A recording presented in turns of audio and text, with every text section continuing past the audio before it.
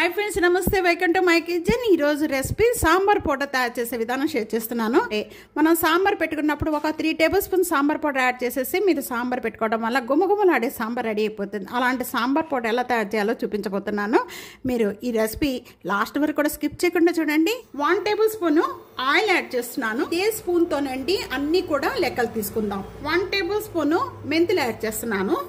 ఇవన్నీ కూడా లో ఫ్లేమ్లో పెట్టుకొని పప్పులన్నీ వేయించుకోవడం వల్ల మంచిగా వేగుతాయండి. మంచిగా వేగి మంచి స్మెల్ వస్తుంది అనమాట సాంబార్ పౌడర్. బాగా వేగిపోయినాయండి. ఇలా వేగిపోయిన వెంటనే కూడా 2 టేబుల్ స్పూన్ జీరా యాడ్ చేస్తున్నాను. జీరా వేగుతాక ఎక్కువ టైం పట్టదండి. 1 టేబుల్ స్పూన్ మిరియాలు, 2 టేబుల్ స్పూన్ శనగపప్పు,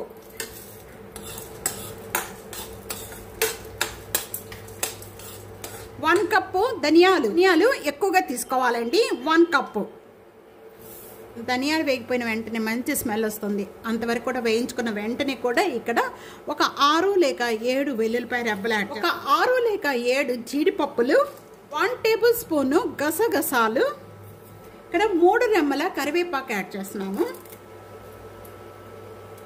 ఈ ధనియాలు వేగిపోయిన వెంటనే కూడా ఇవన్నీ యాడ్ చేసుకోవాలి. 6 లేక 7 ఎండుమిర్చి, 1 పించ్ ఇంగవ, ఒక 1/2 టేబుల్ స్పూన్ పసుపు, ఇవి కూడా 2 యాడ్ చేసేసుకున్నాం. ఇలాగే ఇవన్నీ యాడ్ చేసిన వెంటనే 2 మినిట్స్ వరకు కూడా బాగా వేయించుకోవాలండి. ఇలాగ 2 మినిట్స్ వరకు కూడా వేయించుకున్న వాటిని ఇప్పుడు స్టవ్ ఆన్ చేసేద్దామండి. ఇవన్నీ కూడా బాగా చల్లారిన తర్వాత మిక్సీ జార్లో వేసుకోవాలి. వేడి మీద వేసుకోకండి అండి. ఇలా చల్లారిపోయిన వెంటనే కూడా ఇప్పుడు మిక్సీ జార్లో యాడ్ చేసేస్తున్నాను. మిక్సీ చేసిన సాంబార్ పౌడర్ చూద్దామండి.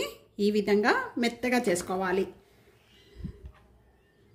మంచి స్మెల్ వచ్చేస్తుందండి. మూత ఓపెన్ చేసిన వెంటనే కూడా మిక్సీ వేసిన వెంటనే కూడా ఎయిర్ కంటైనర్లో పెట్టుకోకండి. వేస్తుంటేనే పౌడర్ మంచి స్మెల్ వచ్చేస్తుంది. ఇంకా సాంబార్లో వేస్తే ఇంకా ఎంత బాగుంటుందో, చాలా టేస్ట్ ఉంటుందండి.